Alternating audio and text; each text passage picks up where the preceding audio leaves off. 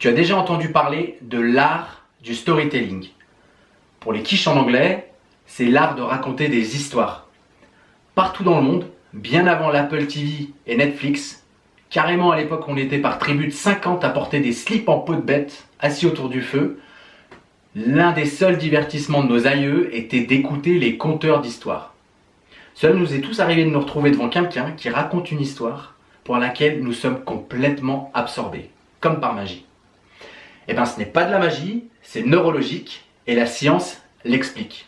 Dans cette vidéo, nous allons voir l'effet qu'a une histoire bien racontée sur ton cerveau et te donner 5 astuces pour devenir un meilleur conteur d'histoires.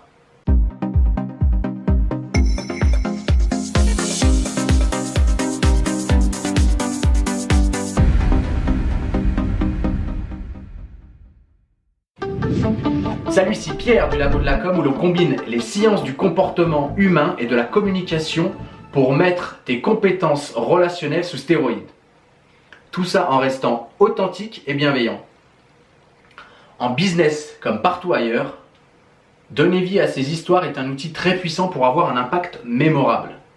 Une étude de l'université de Princeton dans le New Jersey a soumis différents groupes de personnes à des IRM pour scanner leur activité cérébrale et a prouvé la différence immense entre écouter des histoires racontées avec des faits simples et écouter des histoires bien racontées.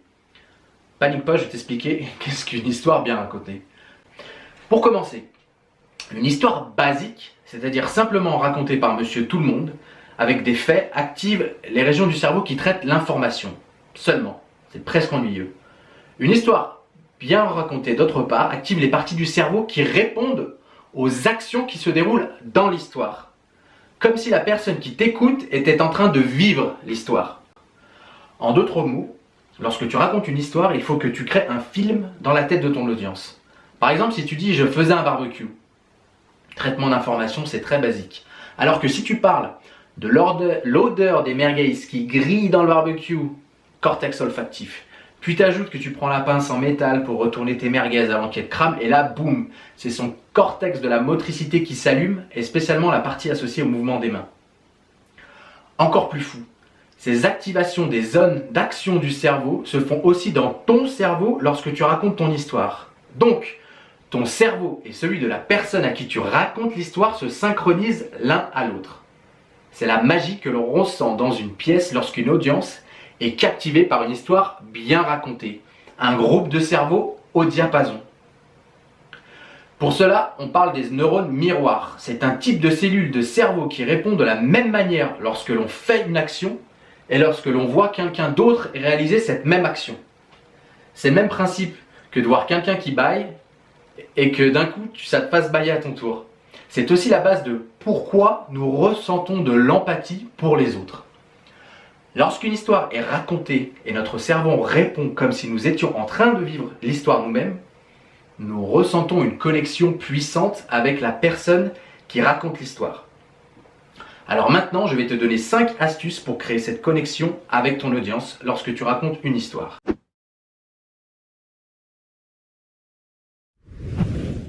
1. Ne commande pas, décris.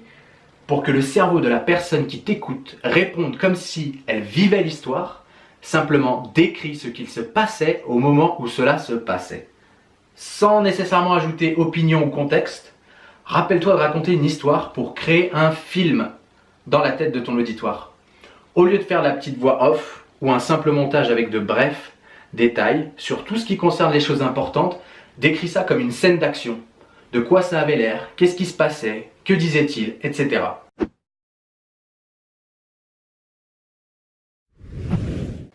2.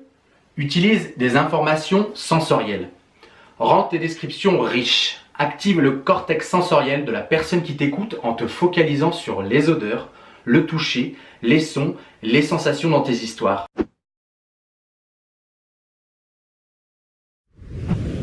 Enfin 3. Remplis tes histoires d'émotions. La plus grosse erreur que tu puisses faire lorsque tu racontes une histoire est d'en extraire ce que tu ressentais. Quand tu inclus tes émotions dans ton histoire, les neurones miroirs de ton auditoire leur feront aussi ressentir ces émotions et donc de l'empathie. Quand tu ressens de l'empathie, ton cerveau sécrète une hormone, l'oxytocine, aussi appelée l'hormone du câlin et encore beaucoup d'autres noms coquins. C'est l'hormone de la connexion humaine qui t'amène à avoir des sentiments positifs comme l'attirance et la confiance aux autres. Les scientifiques ont aussi découvert que lorsqu'on expérimente un événement chargé d'émotions, notre amygdale sécrète de la dopamine qui est l'hormone du plaisir. Elle aide à traiter l'information et à la mémoriser.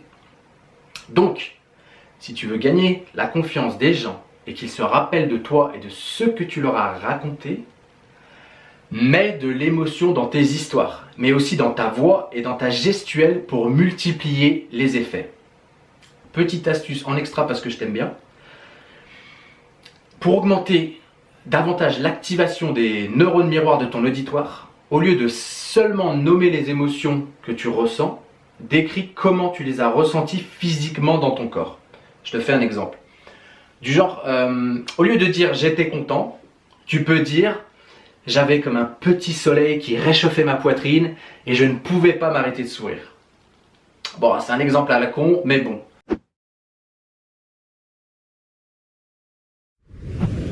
Enfin 4, édite et coupe. Dire la vérité dans tes histoires ne veut pas dire absolument tout raconter. John Medina, un biologiste en développement moléculaire et aussi auteur et New York Times best-seller, a découvert que le cerveau a une capacité d'attention limitée. Ouais. Et donc, il est important de ne garder que les parties de l'histoire qui ont le mérite de s'y trouver et qui servent l'objectif pour lequel tu racontes ton histoire. Si c'est important de raconter que tu avais un rhume ce jour-là pour la suite de l'histoire, très bien, tu gardes. Le fait que ton pote portait une doudoune Jot bleue, non?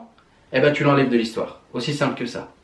Medina a découvert que ce à quoi nous faisons attention sont les émotions. Comme j'ai dit, du fait qu'elles permettent de relâcher dans notre organisme de la dopamine et de l'oxytocine. Encore une fois, l'hormone du plaisir et l'hormone de la connexion humaine. Je me répète, mais mets-y de l'émotion. Focalise-toi sur les scènes et les détails essentiels. Tu y ajoutes la description de tes émotions, plus l'émotion dans ton non-verbal avec ta voix, tes gestes explicatifs, mais garde ça un peu sous contrôle, ne deviens pas YMCA. Et tout ça devrait le faire. En un minimum de temps, tu peux faire passer beaucoup aux autres et créer un lien solide.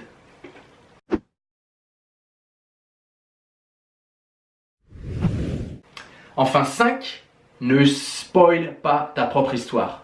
Quand tu racontes ton histoire, respecte l'ordre chronologique pour lequel les choses se sont passées.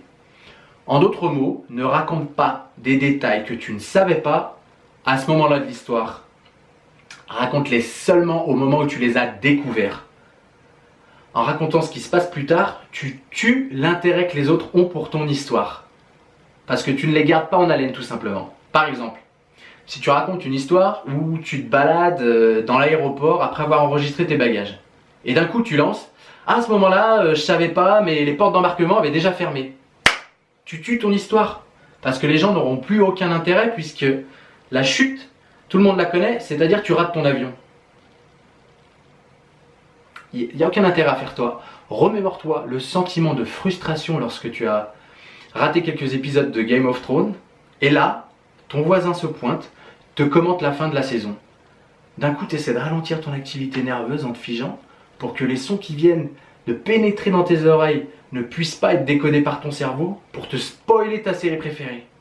Tu commences à sentir résonner ton cœur dans ta poitrine et du bas de ton ventre monte cette envie presque bestiale de sauter à la gorge de ton voisin pour lui arracher la carotide avec tes dents.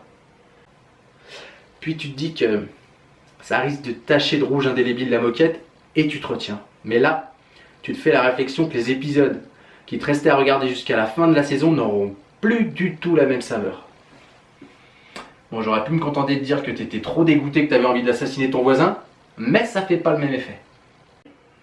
Donc, reprenons. Des études ont montré que la tension, le doute sur la suite des événements dans une histoire sont un facteur capital pour garder l'attention de ton audience. C'est essentiel pour créer une résonance, une synchronisation émotionnelle entre toi et la personne à qui tu racontes l'histoire. En bref, quand tu racontes une histoire, supprime les pensées et les opinions, concentre-toi sur les détails importants et raconte l'histoire au fur et à mesure qu'elle se déroule. Demande-toi de quoi ça avait l'air, comment je me sentais, et roule ma poule. Voilà, je vous ferai peut-être une série plus détaillée sur le storytelling. Dites-moi si vous êtes intéressé dans les commentaires ou pas. Si vous avez aimé cette vidéo, abonnez-vous à la chaîne et lâchez un pouce bleu. Je vous dis à tous à bientôt. Bye.